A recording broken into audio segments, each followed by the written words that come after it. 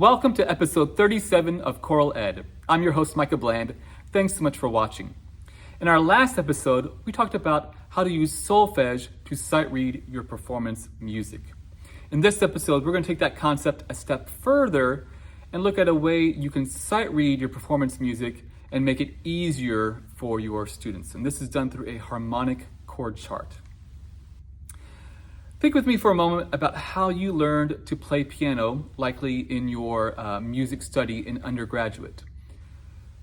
You probably had a teacher, when it came to two hands, ask you to play the right hand by itself, the left hand by itself, and then both hands together. This technique is really the basis of what we're going to do here with the harmonic chord chart, where we're going to separate out pitch from rhythm and have those elements separate. The reason being, some of our younger students, beginning and intermediate students, when they open up a score and look at music, there's a lot of things to look at. There's rhythm, dynamics, tempo, bar lines, you got an accompaniment part. There's so many things that can become overwhelming. And we want to simplify that for them. It also comes to sight reading and that skill of sight reading. We want to simplify this for them a little bit, especially in performance music, because performance music is often more challenging, and it should be more challenging than what you are sight reading on a daily basis, I hope. And so that feature is really why we want to separate out these elements. And again, we do this through a harmonic chord chart. So what does that look like? As you see on the screen here, the top image is our original performance music. It measures 18 through 23 of an unpublished arrangement of a sea shanty for tenor bass chorus, specifically tenor baritone bass. The bottom image is the harmonic chord chart that you would create and give to your students. Now, when you're making a harmonic chord chart, it does not need to be for the entire song. You could do that, but that's not really the purpose. It's more of an introductory element to get students familiar with the key, the pitches they'll encounter, and so forth. I would do it for the most repetitive moment of the song, because it's going to come back, and once you learn that, you'll have half the song or more. I would do it for the most difficult moment in the song, because that would be more difficult to sight read with pitch and rhythm together. And so again, we're separating out these elements to make it more simple and easier to read for our students. So looking here at our performance music, the top image, and we're talking about now how to create the chord chart, because that's a little strange, it's a little odd, I'll admit. The idea in essence is anytime the chord changes, a note changes within the chord, you rewrite that chord using whole notes and make it a new measure. So the very first measure, 18 in the performance music, the word is roar, and we have a B flat in the bass, F in the baritone, and B flat in the tenor. You'll see that corresponds to the harmonic chord chart first measure, B flat, F, B flat. Well, we go back to the performance music. Our next chord that changes, we have new rhythm, but the chord doesn't change on the very first eighth note. It's still a B flat. We don't need to rewrite that. Again, we're not focused on rhythm, we're focused on pitch. The last eighth note, however, is a C in the tenor.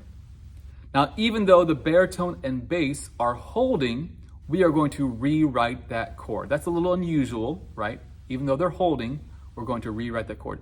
If you really wanted to, you could maybe put a tie with the bass and baritone notes.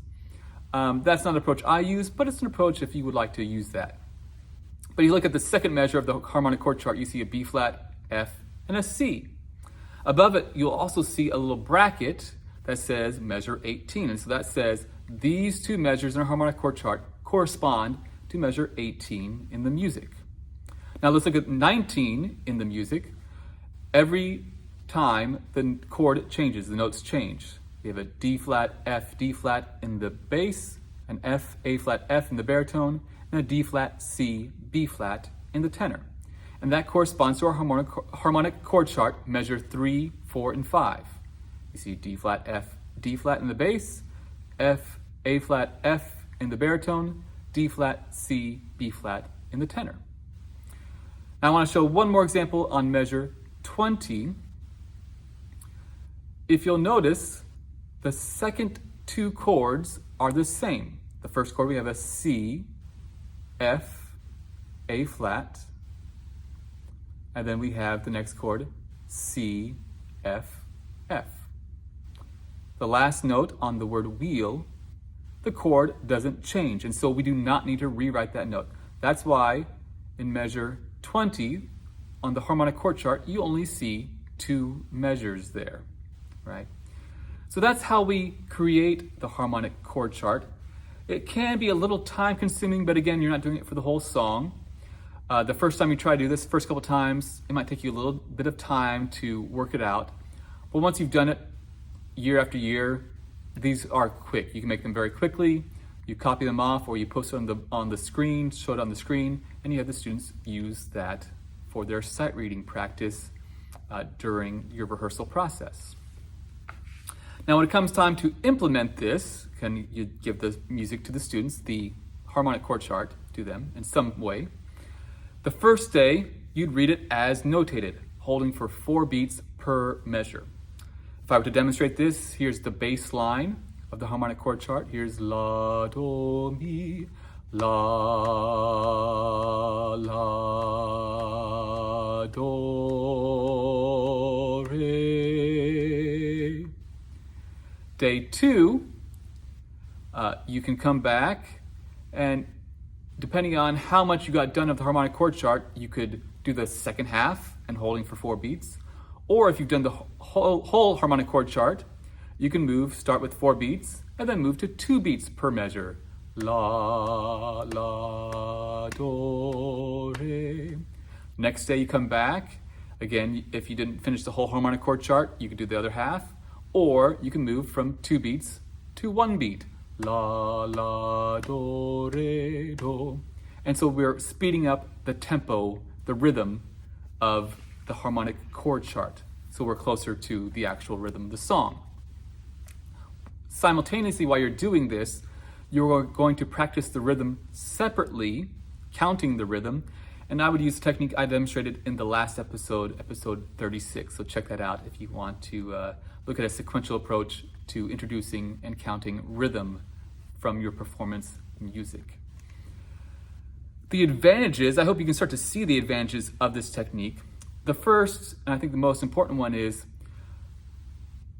using the harmonic chord chart and holding for 4 beats allows the students time to think about what is my next pitch. They're not trying to think about pitch and rhythm at the same time and trying to do that together, especially when it's a complex rhythm, some 16th notes, some dotted 8th notes, whatever it may be.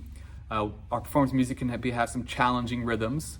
By separating that out, they have plenty of time to think about what is my next pitch. It's also good if the pitches are more disjunct, right? It's not as easy as our sight reading repertoire. It's not do, so, do, re, mi, right? Whatever, it can be very simple. Performance music can be way more complex. And so then you can force your students and require students to sight read the music through this process because you are giving them additional support. Now, when you have them do this, I would not have them write in any solfege. You should not have to play a single note other than the starting pitches and the key. They should be able to read this. That is the purpose of this harmonic chord chart, is to get away from rote and to get away from giving them the answers. Here's the pitch, here's how it goes. We want to avoid that and require them to sight read their music. But again, as I mentioned several times, your performance music is more challenging typically than your sight reading music. And so you want to give them extra support for those beginning and intermediate students. Until next time, thanks for watching, and I hope you continue to inspire the future leaders of our world with this wonderful gift we call music. Thanks.